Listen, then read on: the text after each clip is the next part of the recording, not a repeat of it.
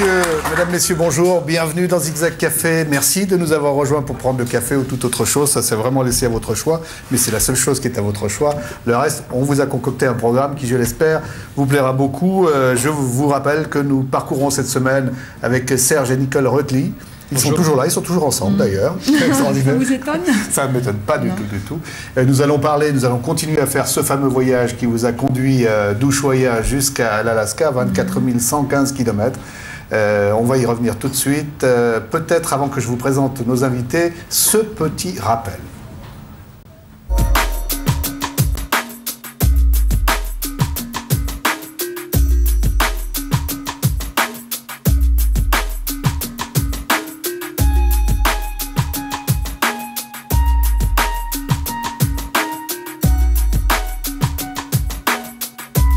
Non, ce ne sont pas des extraterrestres, mais un couple tout simple qui a voulu vivre l'aventure. Depuis quelques semaines, depuis le retour de Serge et Nicole Reutley, la Suisse s'étonne et s'émerveille devant la performance de ce couple qui a parcouru la route la plus longue du monde, d'Ushuaïa à l'Alaska. 24 115 km de sueur, de souffrance et d'envie d'aller au bout de soi. Une distance parcourue pour l'un au pas de course, pour l'autre à vélo puis à scooter. Cela suppose un total engagement physique, mais une ouverture aussi pour aller à la rencontre d'autres civilisations, découvrir ce qui fait l'ordinaire de bien des gens, la pauvreté, la souffrance, l'inégalité, l'injustice. Avec eux, depuis le début de la semaine, nous avons parcouru l'Amérique du Sud et puis nous irons jusqu'en Amérique du Nord.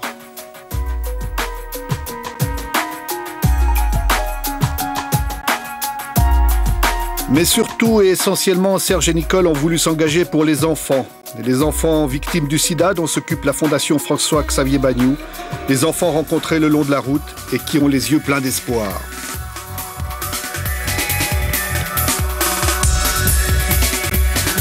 Et c'est pourquoi inlassablement Serge a couru et c'est pourquoi inlassablement Nicole a pédalé et roulé jusqu'au nord du Nord, à travers l'Amérique du Sud et l'Amérique du Nord.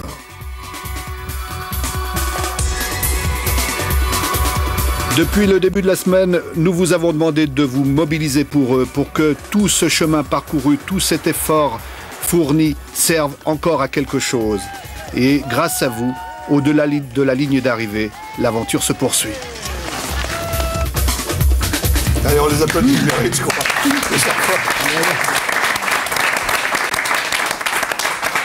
C'est quand même chaque fois extraordinaire parce que ça a l'air tout simple comme ça. On se dit, bah vous voyez, ils sont partis de là, puis ils sont arrivés là, et c'est résumé d'une minute et demie.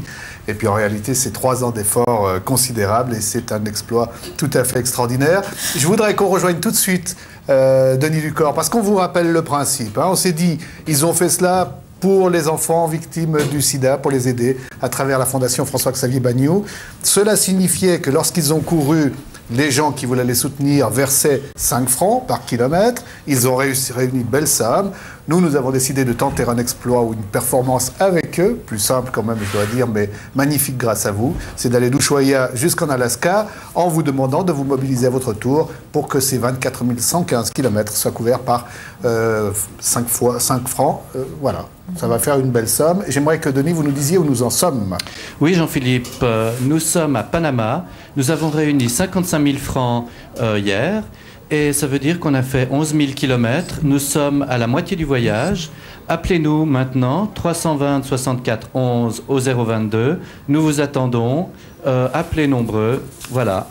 Eh bien, écoutez, j'espère qu'il fait un bon climat, Panama, ça va pour vous. En tout cas, c'est formidable. Hein. On est vraiment très touchés par ce qui se passe, n'est-ce pas, Nicole? Exactement. Ça fait chaud au cœur. Décidément, j'arrive pas à contrôler mes émotions, mais je crois que c'est bien, quoi. C'est accueillante quand même, cette Suisse, dont vous disiez, mais comment ils vont nous recevoir? Exactement, c'est ça qui me fait plaisir. Bon, je voudrais vous présenter nos autres invités. Karim est avec nous. Bonjour Karim Pache, vous êtes avec Isabelle Herrera parce que vous allez raconter une autre façon de voyager. Vous avez aussi, vous, parcouru notamment l'Amérique. Et vous avez eu un accident de ski, ce qui vous vaut aujourd'hui d'avoir des problèmes de mobilité. Et vous vous êtes dit, bon, ben voilà, je vais me mettre au service avec Isabelle de ceux qui ont des difficultés de mobilité pour qu'ils puissent voyager quand même. Vous allez nous raconter tout ça tout à l'heure. Et puis avec nous, Daniel Grobet, C'est un autre voyage, lui. Daniel Grobet, vous avez décidé d'aller à pied plus tranquillement, manifestement. Oui, plus tranquillement, c'est-à-dire 30 km par jour, 35 km par jour, Oui, au gré de nos mal. forces, de nos envies, en s'arrêtant, en faisant. Mais ça vous a quand même conduit jusqu'où? Jusqu'à Istanbul, Eh ben, dis et donc. d'autres voyages. Maintenant, on va jusqu'à Lisbonne. On est déjà à Toulouse. Vous êtes déjà à Toulouse? Voilà. Mais comment vous faites pour être à Toulouse et en même temps sur notre plateau? Ben ça, c'est le miracle de la télévision. Le clonage existe, la démonstration est faite, vous allez vous justifier tout à l'heure. Bon, Paul McBonvin avec nous et Bernard Moix, c'est bien prononcé, n'est-ce pas? C'est juste, vous voyez, tout à l'heure, on aura un final en musique et on s'en réjouit beaucoup. Denis Ducor l'a dit tout à l'heure, nous étions en Colombie. La Colombie, c'est un rappel quand même pour les téléspectateurs, hein. C'était tout de même très très frappant. Alex l'a dit hier. Vous avez couru pour vous avez couru pour voir du monde et vous avez surtout couru pour rencontrer des gens et notamment des enfants. Les enfants de Colombie sont surtout les gaminaises qui vivent durement, vous les avez certainement croisés. C'est en Colombie où on rencontre le plus d'enfants des rues qui ont vraiment pas beaucoup de chance. Je veux dire, la drogue, on la rencontre jamais dans la rue. On rencontre éventuellement les plus mal lotis qui sniffent de la colle et qui peuvent plus vraiment vous répondre et qui dorment plus du tout. Donc ils sont plus du tout dans le courant d'un choix possible, quoi. Donc pour ceux-là, l'avenir est totalement perdu. Et là, la Colombie nous a beaucoup marqué. Hein. Nicole. Ben, je tiendrai exactement les mêmes propos que Serge. La Colombie, c'est un pays qui nous a énormément marqué, et surtout les enfants de Colombie. C'est vrai que toute l'Amérique du Sud est très pauvre, il y a beaucoup d'enfants abandonnés, mais ce qui nous a le plus marqué, c'est vrai, c'est le pays de la Colombie au niveau des enfants.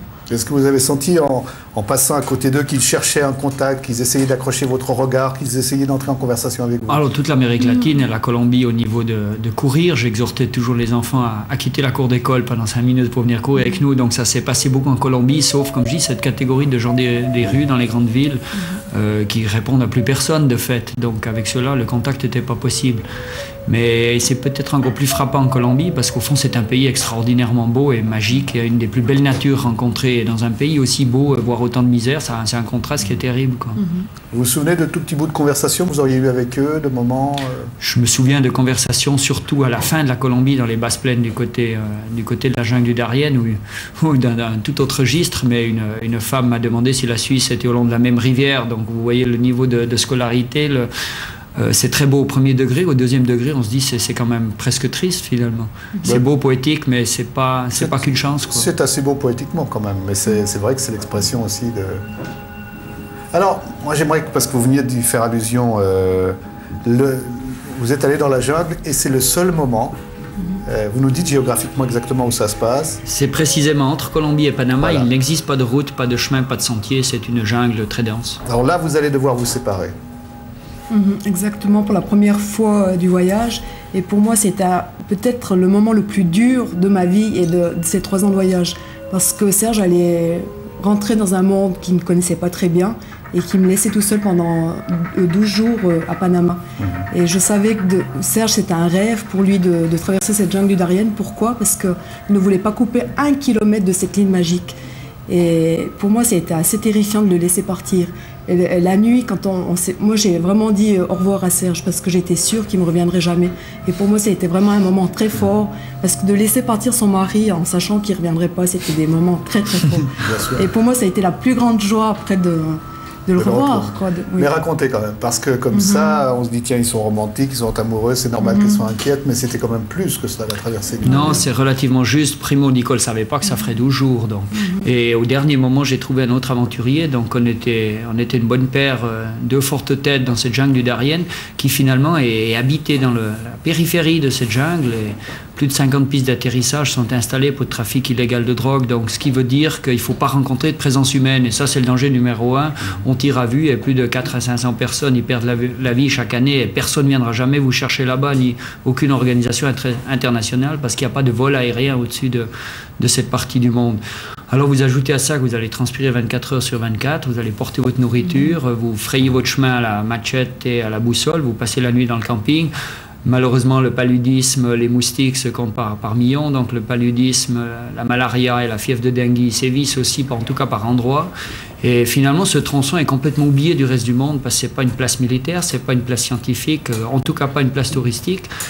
Et une fois que vous avez passé le risque de rencontrer des humains en choisissant votre propre passage à la boussole, vous allez rencontrer une nature absolument exceptionnellement belle. Et j'ai vécu un contact unique, aussi beau que d'être tout seul face à un glacier des Alpes. Donc j'ai retrouvé ces émotions intenses, tout en gardant toujours à l'esprit, il faut arriver de l'autre côté pour que la ligne continue, pour que l'espoir continue et pour retrouver Nicole et Clara Steve quelque part. Est-ce qu'il y a des gens qui, au passage, là, quand même, dans cet endroit extrêmement farouche, vous ont dit, mais vous êtes complètement fou, qu'est-ce que vous faites là? Dans cet endroit-là, pas, parce qu'on a rencontré les singes hurleurs, les milliers de papillons, les moustiques, donc il n'y a personne qui nous l'a dit. On voulait surtout rencontrer personne.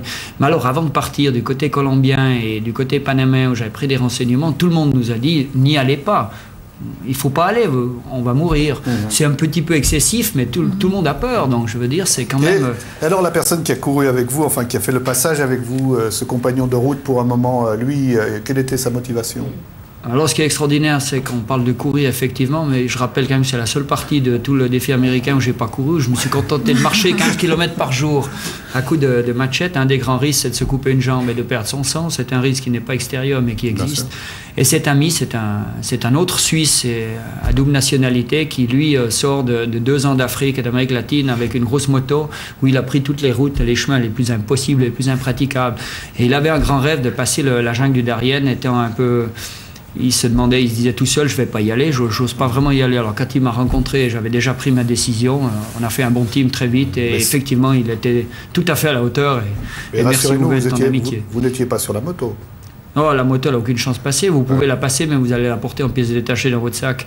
Et moins le sac est lourd, plus vous avez une chance de passer sous les arbres, par-dessus les lianes et passer les rivières. Donc, vous êtes mouillé 24 heures sur 24. Le plus dur a été ça. Ça a été 12 jours sans jamais pouvoir se sécher, en marchant avec des habits plus ou moins à longue manche, surtout pour les moustiques. Alors, si j'ai bien compris, Nicole, il n'était pas vraiment à l'heure au rendez-vous pour une fois? Ou il vous a dit, je serai à telle date, à tel endroit, il s'y trouvait? Ben écoutez, apparemment, oui, il a été à l'heure, parce qu'il m'avait dit...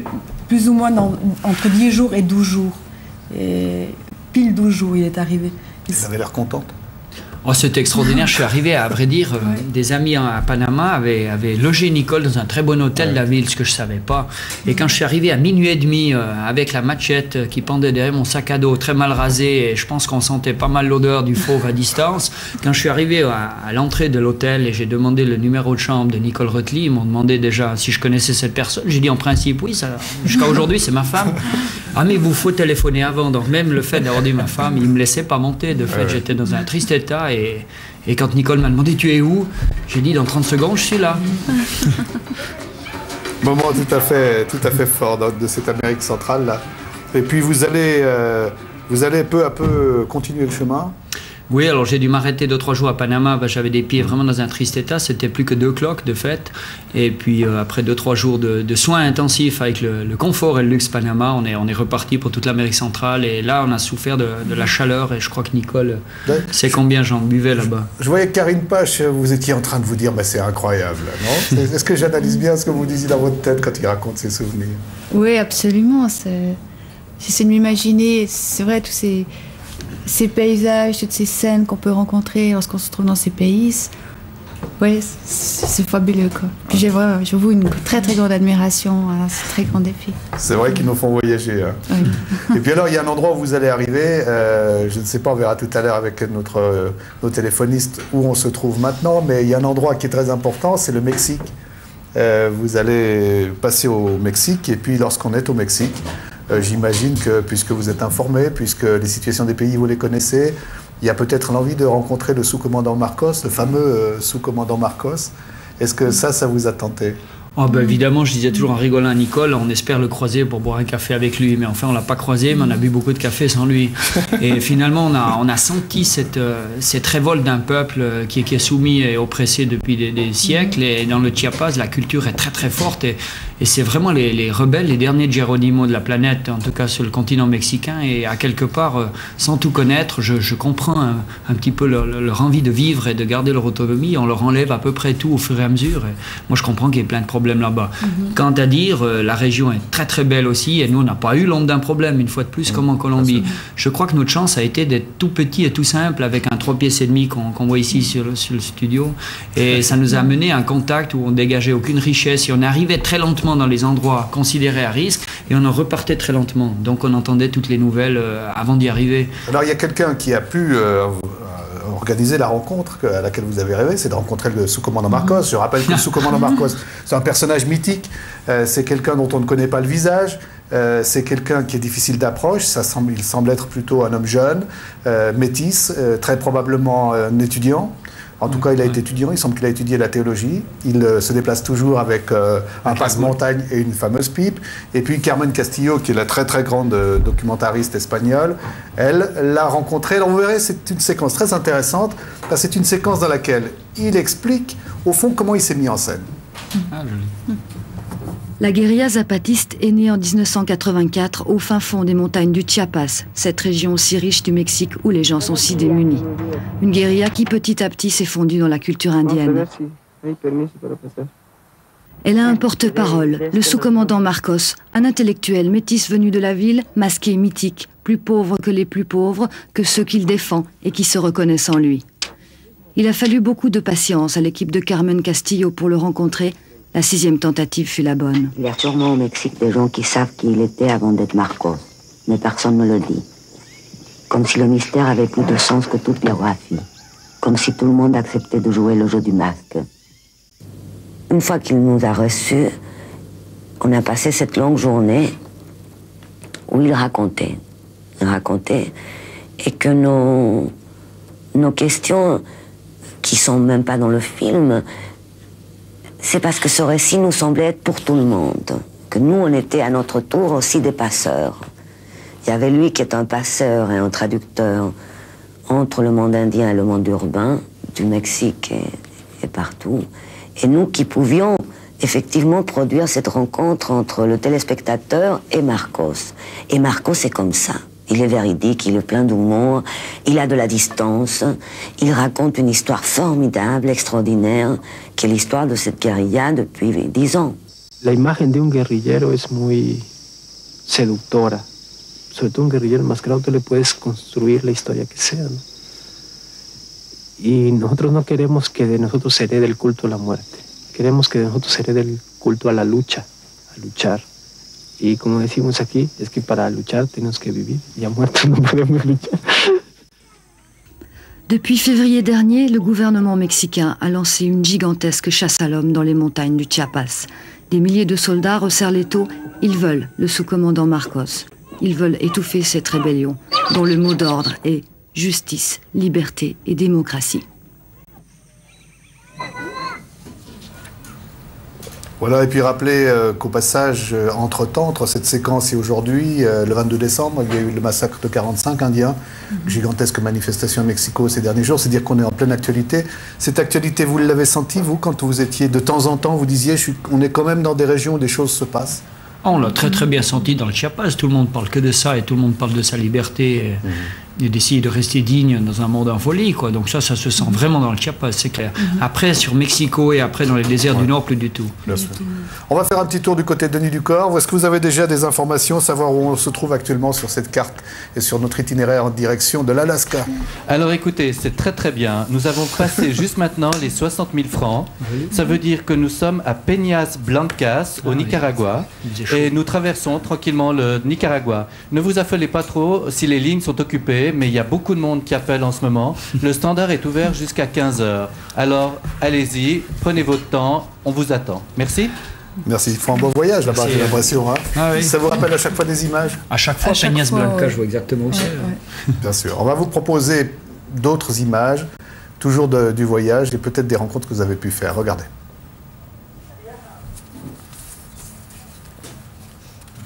On devrait pouvoir nous proposer des images d'Indiens que peut-être que vous avez rencontrés sur votre route, ça doit être prêt.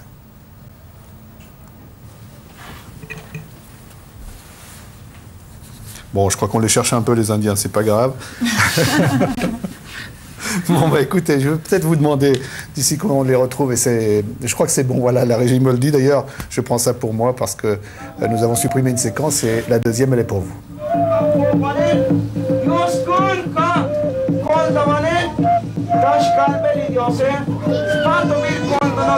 Les gens que vous voyez ici, par exemple, non, ne sont pas des descendants des Mayas, ce sont des Mayas.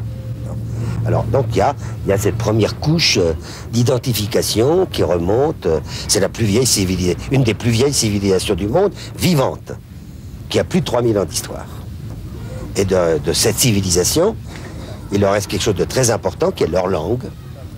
Parce que la langue qu'ils parlent, c'est celle qui est sur les hiéroglyphes de Palenque ou de Tikal, etc. Les Indiens ont toujours été les grands perdants de l'histoire des 5 derniers siècles. De la conquête espagnole aux révolutions mexicaines, ils ont servi de main-d'œuvre et de chair à canon. Sans parler du problème de la terre. Depuis des décennies, ils sont sous la pression des grands propriétaires. Or, l'un des génies des Mayas, c'est l'agriculture, avec ses champs en terrasse, sa production intensive de maïs, de haricots rouges, de courges, de poivrons et de racines comestibles. Dans la région de San Cristobal, des milliers d'entre eux, dont beaucoup de protestants, ont été expulsés de leurs terres. Ils se sont réfugiés autour de la ville, dans la Cintura. Le refus de participer aux fêtes traditionnelles avec leur abus d'alcool est l'un des facteurs de leur exclusion.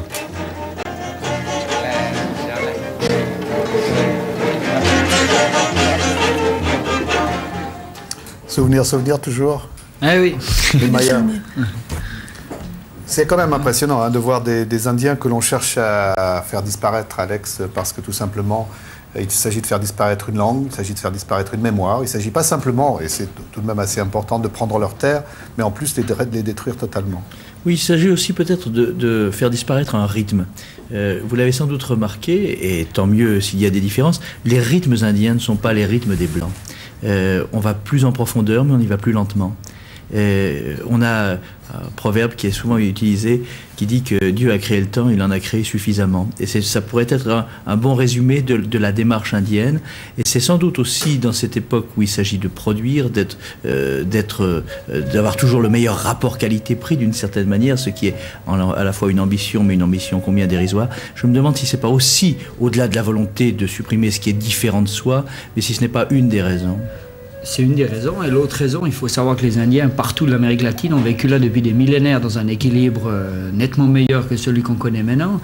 Et le monde va tellement vite, et les Indiens habitent finalement dans l'endroit le plus beau, le meilleur, le plus productif, le plus intelligemment pensé pour bien vivre. Et ces terres-là, évidemment, sont convoitées. Le seul moyen de s'en approprier, c'est d'éliminer l'Indien, parce qu'il va vouloir y rester. Essayer d'imaginer... des gens venus d'une autre planète qui envahissent Genève, Lausanne et le Valais. Peut-être qu'on ne va pas être d'accord d'aller habiter à New York tout à coup parce qu'on a décidé de nous parquer là-bas. Je crois que ce problème-là se rencontre et tout le monde en parle, mais enfin il existe très fortement au Chiapas, au Mexique en tout cas. Est-ce que vous avez eu l'impression en rentrant d'un voyage comme celui-là qu'au fond vous étiez un peu plus politisé, que vous réagissiez peut-être plus vite à des injustices que vous observiez, que vous aviez pris... Bonne remarque, non. J'ai jamais eu l'impression de m'intéresser vraiment à la politique. Peut-être que là, quand on en parle, ça en est. Tiens, je m'en aperçois pour la première fois. Intéressant, hein. Non. Faire de la politique sans le savoir. Oui, ça doit être ça. Tiens, non. Non, je crois que je ne viendrai jamais avec des grosses idées politiques, parce que finalement, avec une idée politique, il faut adhérer à quelque chose en masse, et il y a toujours des détails dans lesquels je serais pas forcément adhérent, et c'est difficile de produire une idée politique, en tout cas pour moi. On pourrait peut-être dire les choses différemment. Aujourd'hui, vous êtes un peu leur porte-parole, parce que vous racontez ce que vous avez vu, et que d'une certaine manière, c'est ça que j'entendais faire de la politique. Alors à ce niveau-là, oui, si on arrive à rendre public quelques sourires de là-bas, pourquoi pas. Daniel Grobet, vous les avez écoutés avec attention, et on est entré dans un sujet qui doit vous intéresser, vous en particulier, puisque c'est un peu le rythme du voyage. C'est ça. Important de savoir retrouver le temps, important de savoir préparer les étapes, et on est content de vous avoir à cette table, parce que eux, leur exploit, ça paraît tout de même difficile de le faire. Vous, je ne sais pas, au fond, si c'est tellement plus facile. Je crois que c'est assez facile. Il suffit de partir. Mais bon, l'itinéraire, il faut quand même l'avoir un petit peu vu, mais pas tellement. Et étant donné qu'on est parti, et quand on a passé les Apennins, on a vu qu'il y avait beaucoup de neige, c'était en mars, et au lieu de suivre la crête des Apennins, on est descendu sur Gênes, et puis on a suivi la Méditerranée. Donc j'adore ces gens, vous avez vu, ils disent c'est tout simple, vous passez par Domodossola, vous suivez la Méditerranée, puis ensuite là vous tirez à gauche, il y a 500 km, c'est pas grave. Oui, mais c'est un peu ça. C'est pas à la portée de n'importe qui, ça. Non, peut-être pas. En tout cas, il faut de bonnes jambes. Oui. Je dois dire tout simplement, je ne sais pas si vous l'avez ressenti aussi, mais c'est vrai qu'on a mal tout le temps aux gens. On peut faire tout ce qu'on veut, on se lève le matin, on a mal. On se couche le soir, ça va encore. Mais tous les matins, quand on se lève, on a mal aux gens. Et il faut 1 kilomètre pour se remettre vraiment bien en état. Une fois ça passé, c'est le grand plaisir. Alors il y a des moments un peu plus difficiles. Mais c'est vrai que Si on veut faire un voyage comme ça, en suivant les routes, c'est impossible. Oui. On s'aperçoit d'abord d'une chose, c'est qu'il n'y a plus de chemin en Italie ou en Grèce, il n'y a vraiment plus de chemin pour les piétons, pour ceux qui veulent aller à pied. C'est pas organisé comme ici, les chemins de grande randonnée ou en France. Alors, il faut faire son chemin soi-même si on veut quitter les grands axes. Alors, le plus beau, c'est quand on peut passer sur une autoroute qui est encore en construction et on est seul. Ça c'est des moments qui sont extraordinaires. Mais à part ça, il faut retrouver les petits chemins. Et les petits chemins, on ne peut les connaître que par les vieux, parce que les jeunes ne les connaissent plus. Et on peut les connaître qu'avec la boussole. C'est-à-dire qu'il faut commencer par un petit chemin et puis il faut finir dans la forêt et puis traverser. Lorsqu'on part à pied jusqu'à Istanbul, il n'y a pas des moments où on se dit je m'arrête, je prends le train et je continue comme ça? Non, moi en tout cas ça ne nous est jamais arrivé. J'étais avec mon amie et elle non plus. C'est un grand plaisir du début jusqu'à la fin. Bon, certaines fois, il y a des raidillons qu'on préférerait avoir un peu plus souples. Et puis de la neige, surtout. On n'avait jamais pensé en allant en Grèce, on est parti en avril, d'Igoumenitsa, et on n'a jamais pensé qu'on aurait de la neige comme ça. Bien sûr. On a eu surtout des problèmes avec les Albanais qu'on n'a jamais vus. C'est-à-dire que les Grecs, il y a une psychose anti-albanaise en Grèce et on ne les a jamais vus. Merci. Je voudrais vous proposer une séquence. C'est la séquence de quelqu'un que vous connaissez, qui a traversé un désert américain. Et c'est à propos de la souffrance. Vous aviez évoqué la souffrance qui est permanente, cette souffrance qui a été étudiée d'une certaine manière. Regardez. Shopland est un coureur de grand fond qui parcourt des distances énormes. Son dernier pari, courir sur 800 km à travers le Nevada et la vallée de la mort. Le tout en 20 jours, ce qui fait 40 km par jour sous un soleil de plomb. Pas étonnant qu'il soit le premier à tenter cela. Pour ce nouveau défi, il a décidé de se faire suivre par des scientifiques. Avant de partir pour la vallée de la mort, il s'est soumis à 3 mois d'entraînement rigoureux en compagnie de ses suiveurs.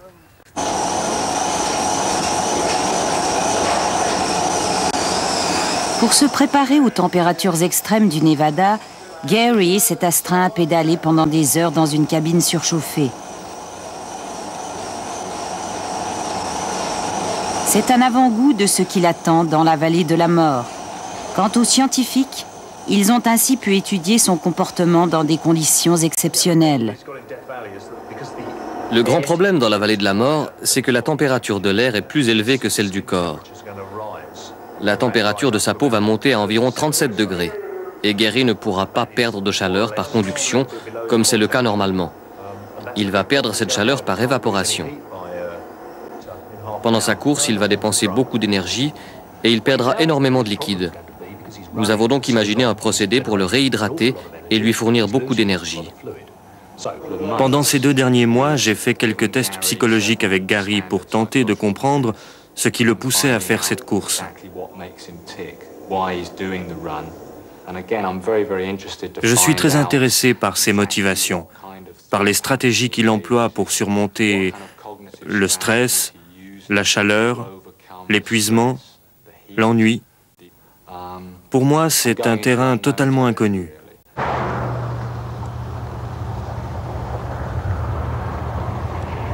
Les 3 hommes vont recueillir un maximum de données physiologiques et scientifiques pendant la course. Il fait environ 50 degrés. Ça va être très difficile pour lui de courir dans cette fournaise. Joe?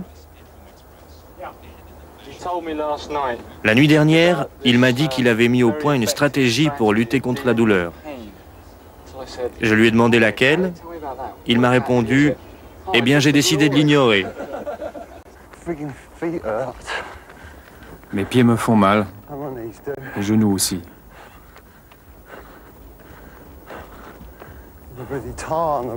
Et le bitume qui commence à fondre.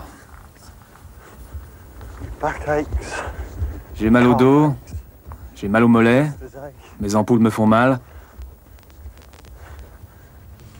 Oui, quoi, c'est un véritable plaisir que de courir, si j'ai bien compris.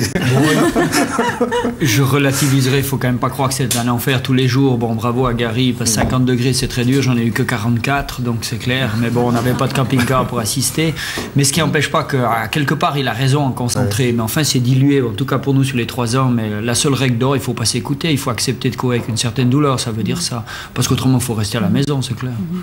C'est clair. Voilà qui est clair, bien exprimé, ça ne se discute pas. Il y a une autre question qu'on voulait vous poser, parce que le jeudi, on a une rubrique cuisine. Et alors, il paraît que vous êtes des grands spécialistes des pâtes et puis du riz, c'est vrai, Nicole? Exactement. Serge, un jour, ça fait pas longtemps, quelqu'un nous a dit, vous devrez éditer un livre sur la cuisine. Puis Serge, il a dit, malheureusement, il n'y aura que 2 pages. C'est vrai que durant 3 ans, j'ai été une piètre cuisinière, j'ai fait que du riz, des pâtes et du thon, hein, Serge? Moi, c'est pas qu'elle est piètre cuisinière, elle adore faire la cuisine, mais c'est vrai, on a mangé pratiquement toujours la même chose, c'est-à-dire les produits locaux, et les seuls qui se transportent 3, 4, 5 jours par tous les climats, c'est évidemment la boîte de thon, les spaghettis, la sauce tomate. Alors, ce qu'on vous propose, attendez 2 secondes, je vous présente Jean-Marc Darbelet, qui est valaisan comme vous. Lui, il est chargé de continuer à vous donner, puisque vous aimez les pâtes apparemment quand même, j'espère pour vous. Alors, il va vous proposer des façons de les apprêter un peu différemment. Oui, les pâtes, bien sûr. Aujourd'hui, on vient de le dire, les gens qui sont amenés à fournir un effort long, eh bien, il y a des sucres lents qui permettent effectivement, qui sont adaptés. Ce type de denrée est adapté à ce type d'effort aussi. Mais c'est pas seulement les gourmets aussi aiment les pâtes. Hein. Et alors, je vous ai amené aujourd'hui un certain nombre de pâtes qui sont à la fois des pâtes blé dur. Il y a aussi des pâtes asiatiques qui sont faites avec du riz, de la farine de riz. Hein. C'est des formes de cuisson différentes. Celles-là se cuisent à l'eau, celles-là peuvent se cuire à la vapeur. Hein. Alors vous avez amené un florilège de pâtes là, qui ont des noms magnifiques. Il y en a 350 qui sont inventoriés actuellement de pâtes dans le monde. Je vous en ai amené un petit échantillonnage que je montre ici. Ce sont qui ont des noms magnifiques comme Bomboni. Par exemple ceci. Ça, c'est la Rolls. Rolls. Vous croyez qu'ils mangeaient des pâtes aux truffes? Les tortellini, oui, c'est des pâtes aux truffes. Hein, c'était magnifique. En toute simplicité. Enfin, alors racontez-nous, comment est-ce qu'on peut les apprêter? Et alors, effectivement, les pâtes, il y a un problème de cuisson. Hein. Il y a une chose contre laquelle j'aimerais dire aujourd'hui, contre laquelle je m'élève. Hein. C'est pas le temps. Vous allez dans 3 restaurants, on vous sert des pâtes qui sont trop cuites. Ne cuisons pas trop les pâtes, c'est tellement meilleur. Hein. D'accord. Il faut qu'elles soient al dente. Al dente, voilà, vous l'avez dit. Et je crois que j'aimerais bien qu'on me signale les restaurants qui savent faire ça. Hein. Mais sinon, ça va se rendre populaire. Sinon, vous avez une espèce de bouillasse, une espèce Alors, racontez. Alors aujourd'hui, je vous propose une manière assez intéressante de faire les pâtes parce qu'on les fait avec la sauce bolognaise en général. Mais aujourd'hui, je proposais quelque chose qui s'appelle, je vous ai amené des raviolini que j'ai fait, qu'on fait in brodo. In brodo, c'est simplement un bouillon de poule, hein, et ça fait un excellent primo piatto où vous faites cuire séparément vos raviolis et vous versez dessus votre bouillon et ça vous fait un petit plat que vous pouvez décorer d'un peu de persil. Et puis, deuxième proposition. Deuxième proposition du jour. Il s'agit de pâtes qui sont à base de farine de riz et qui ont été faites à la vapeur. C'est ces fameux raviolis chinois qui sont excellents à faire et très faciles. Et puis, à la veille du mélange chinois, il faut peut-être y penser. Merci. Voilà. Vous avez quelques suggestions de lecture à vous proposer aujourd'hui. La première, c'est un livre qui est paru chez Grund et qui s'appelle « Sans sauce pour les pâtes hein, », dans lequel il y a plein de choses adaptées. Sans sauce. Et j'en ai un second, alors qui est vraiment une encyclopédie des pâtes, qui montre des tours de main, qui est vraiment un livre qui fait le tour de la question et qui s'appelle « Les pâtes » et c'est édité chez Nathan. Voilà. Tout ça, 307 télétextes. Merci beaucoup Jean-Marc. On va revenir à d'autres propositions de voyage avec Karine et avec Isabelle, parce que vous avez, je l'ai laissé entendre tout à l'heure, eu tout un itinéraire personnel qui vous a amené à vous intéresser à une certaine forme de tourisme. D'abord, ce reportage qui est signé Santi. Karine Pache, 32 ans, dans les rues de Genève, au volant de sa voiture. Pour moi, c'est mon seul moyen de locomotion où je peux me débrouiller toute seule. Étant donné que les transports publics ne sont franchement pas accessibles. Et puis toujours dépendre des autres personnes, ça non plus pas la façon idéale. Surtout avec mes activités professionnelles, il faut vraiment que je puisse me débrouiller par moi-même. Karine a toujours aimé voyager, avec passion. Après son accident survenu il y a 9 ans dans les Alpes, elle continue à se déplacer. Elle fait même du voyage sa profession. Cette entreprise, c'est déjà pour moi le moyen de pouvoir me rendre utile malgré mon handicap. Elle ouvre une agence de voyage dans son appartement à Genève. Ici, Karine répond aux appels d'une clientèle qui, comme elle, souffre d'une mobilité réduite. Comme ça, la jeune femme sait de quoi elle parle quand elle leur propose des destinations même les plus lointaines, car elle les a toutes essayées. Bientôt, elle y ajoutera le continent sud-américain. Les personnes des pays d'Amérique du Sud ou même d'Amérique du Nord sont beaucoup plus simples, beaucoup plus sensibilisées. Les coups de main viennent spontanément. Je crois que ce sont des personnes spontanées. Ici en Suisse, les gens ont une certaine réticence, une certaine peur à nous approcher si elles ne connaissent pas du tout notre problématique. Toujours on se dit mais je vais pas te faire mal, comment je vais faire? La qualité de l'accueil, c'est important, mais plus important encore est le choix d'un compagnon de voyage. Car beaucoup d'obstacles, pas question de les aborder seuls.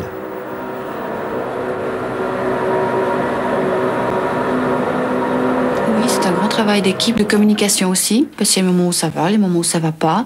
Il faut pouvoir en parler, parce qu'on peut pas se dire, bon bah écoute, on s'entend plus, maintenant chacun part de son côté. Je crois que la personne valide, elle est vraiment engagée avec nous du début jusqu'à la fin. Et donc, on ne part pas avec n'importe qui. Et c'est quelque chose qui se prépare. Déjà avant l'accident, aucun obstacle ne semblait freiner Karine. Ainsi, à 19 ans, la jeune Suissesse part pour les États-Unis sans laisser d'adresse, aux grandes dames de sa famille.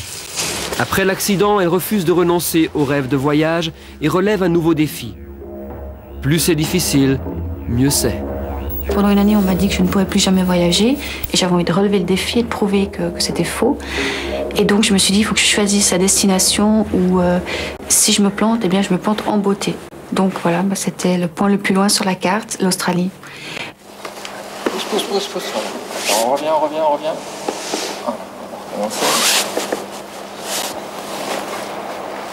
Mais même lorsqu'elle n'est pas en voyage, Karine sait où aller pour se lancer de nouveaux défis.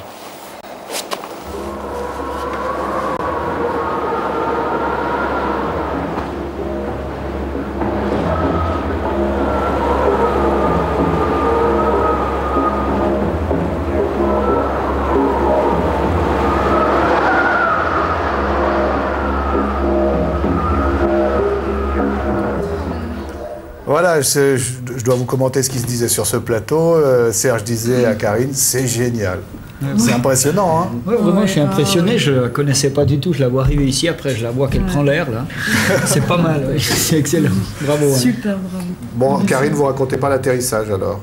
Je ne raconterai pas l'atterrissage. Qui était un peu plus douloureux, peut-être? Un peu plus douloureux, mais en fait, ce qui m'a consolée, c'est que cette fracture, donc, je me suis cassé la jambe en atterrissant, mais ça aurait très bien pu se passer en loupant un transfert voiture. Bien sûr. Donc là, ça valait la peine. Alors, racontez.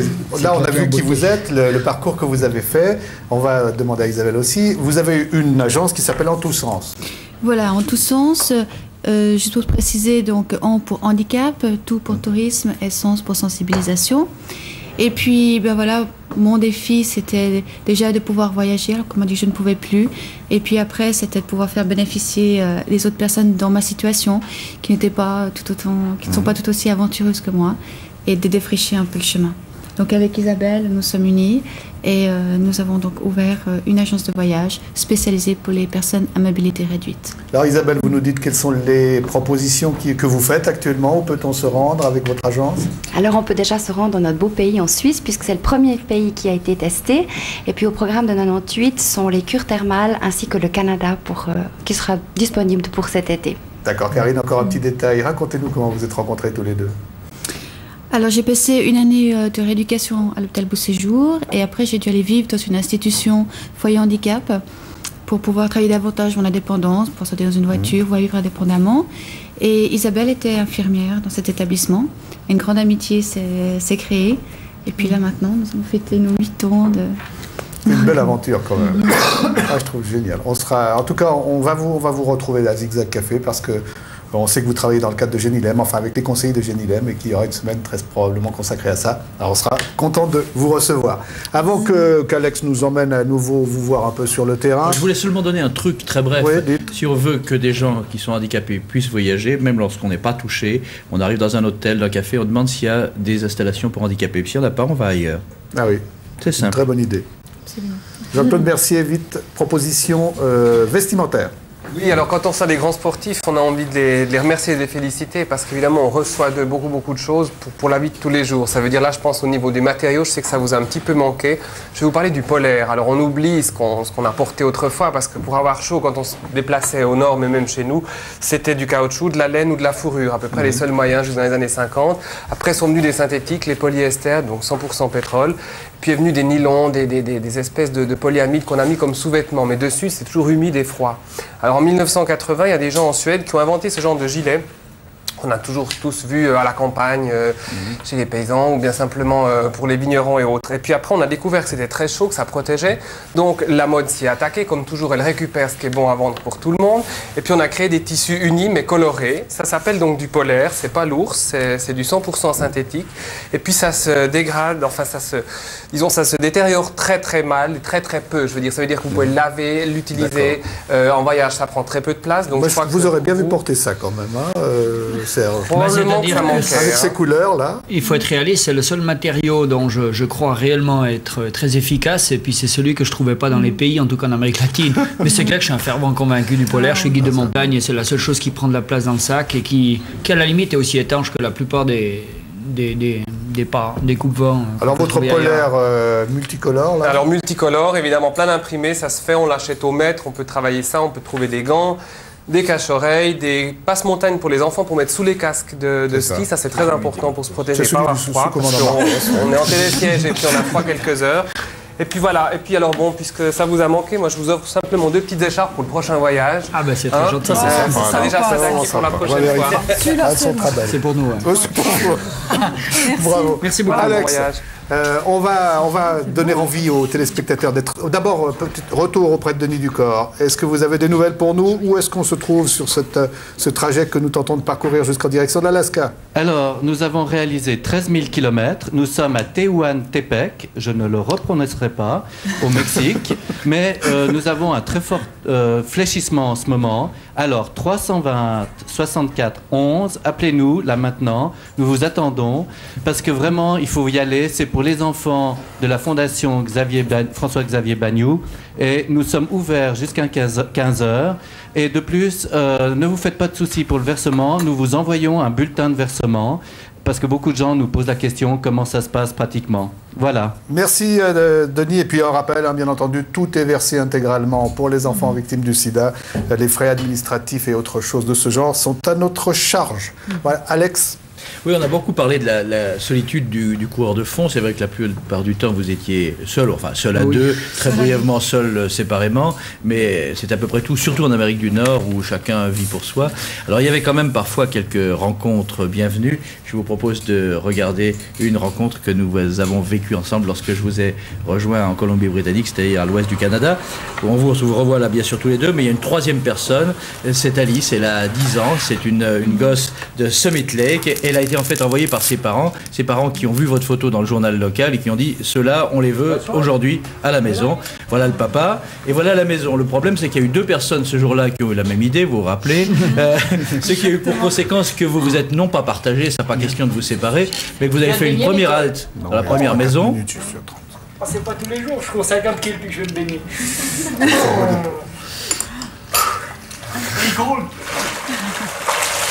Vous avez remarqué, c'est mieux qu'une piscine, c'est un véritable lac, le petit lac de Summit Lake. En ce moment, bien sûr, il doit être largement gelé, surtout égard à la situation au Canada.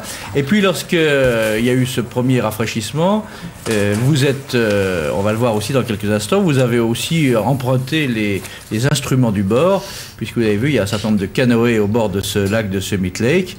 Et lorsque les canards ont bien voulu vous laisser passer, vous êtes repartis comme d'autres aventuriers, on dirait des hurons, en train de découvrir la planète. Mais des lurons. Des lurons. Oui, vous êtes en tout cas des lurons. Et puis lorsque cette première balade a été terminée, vous êtes allé dormir et moi je vous ai retrouvé au petit matin dans la deuxième maison en train de faire vos bagages. Vous avez vu, la propriétaire était aussi artiste peintre. Elle avait tenu absolument à vous accueillir. Et bien sûr, c'est pratiquement le confort, la vie de famille, des choses que vous avez rarement. On va en parler dans quelques instants puisque j'ai recueilli vos impressions. Mais d'abord, c'est vous qui avez, en anglais, parlé de la Suisse aux gens qui vous accueillait pour dire qu'actuellement la vie chez nous n'était finalement pas aussi simple qu'on ne l'imaginait à distance.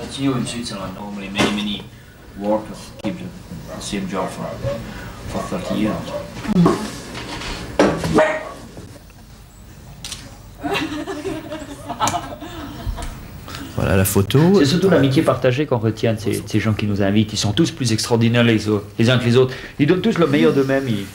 Ils prennent conscience qu'ils sont contents de nous offrir un peu de confort sur la route qui n'est pas forcément tous les jours. Passer une nuit dans une maison comme ça rappelle pas des souvenirs, ça ne donne pas envie tout de même de se retrouver une fois dans une vraie maison? Bah écoutez, pour moi c'est fantastique, ça me permet de me faire un peu plus coquette, de me prendre une bonne douche, d'avoir un bon lit, mais je dois dire que le camping m'apporte beaucoup. J'adore être en communion seule avec le camping et avec Serge, mais c'est clair qu'un toit c'est fantastique. It's terrific to be able to do that. Voilà, bravo en tout cas, merci à eux. Je crois que c'est très sympa. Je vous propose, demain on va se retrouver parce que là c'est le confort, mais il y a la peur de l'ours, il y a pas mal d'angoisse. Vous verrez, le voyage n'est pas facile du tout. Mais on a Paul McBonvin avec nous, Bernard Moix, et puis merci d'abord d'avoir fait le trajet avec nous. L'autoroute était plus dangereuse aujourd'hui que les routes du côté du Canada. Merci d'être avec nous et on est heureux de vous entendre. On peut préciser que vous avez une tournée de printemps, c'est indiqué là, tournée de printemps, superbe. À Écublanc le 23 janvier, 2 fois, le 24 aussi, à Mérin le 30, à Sion du 19 au 21 février, vous serez à Zurich, vous serez à Colombey, à Bienne, à Anvers, puis on est surtout très heureux de vous avoir ici. Merci. Bravo.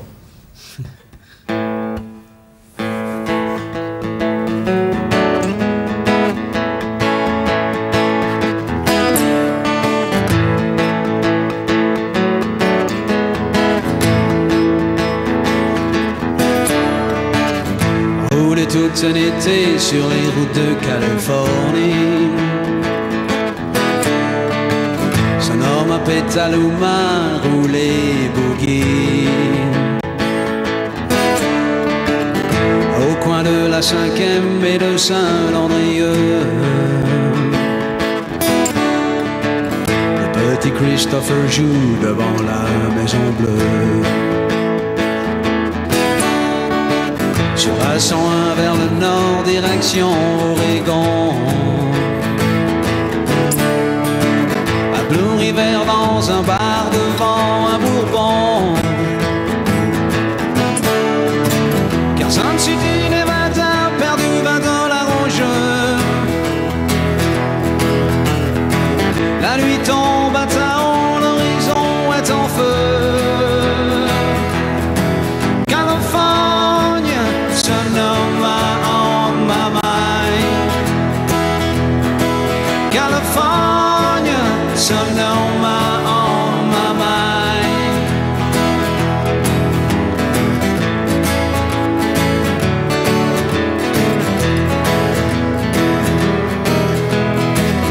Le musicien de Nashville joue avec l'espoir.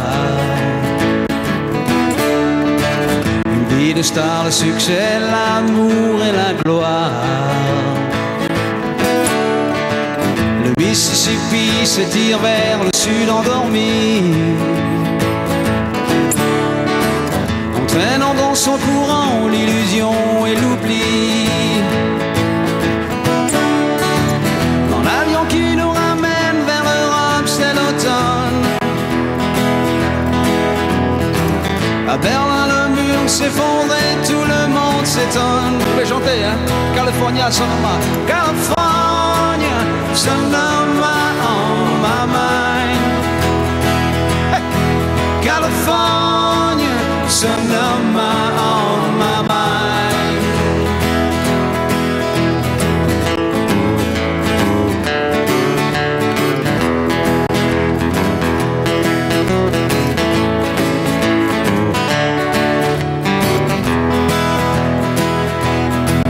California, Sonoma on my mind. California, Sonoma on my mind. California, Sonoma on my mind. Merci beaucoup.